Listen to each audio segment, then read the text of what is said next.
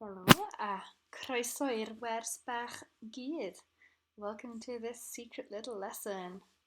Ceidwad y goleuni a dwy fi.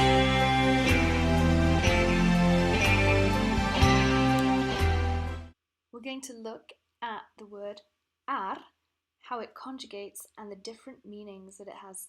So you might know ar just as the word on. So for example, mae'r gath ar y bwrdd. Mae'r gwpan ar y shilff ffenest. But ar can do a lot more. So let's look at how it conjugates with a pronoun after it. So arna I, arna ti, arno fo, arni hi. Arnoch chi, arno ni, arnyn nhw. So how do we use this? Well, you might have an unnatural construction like mae y gath arnoch chi, but usually we don't use it in this way.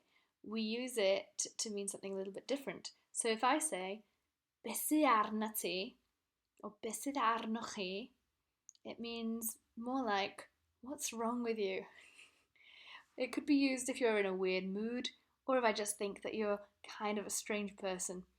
So if you hear, mae 'na rhywbeth yn bod arnyn nhw, or mae 'na rhywbeth yn bod ar Mr. Jones, so it means, something is up with them, something is wrong with them.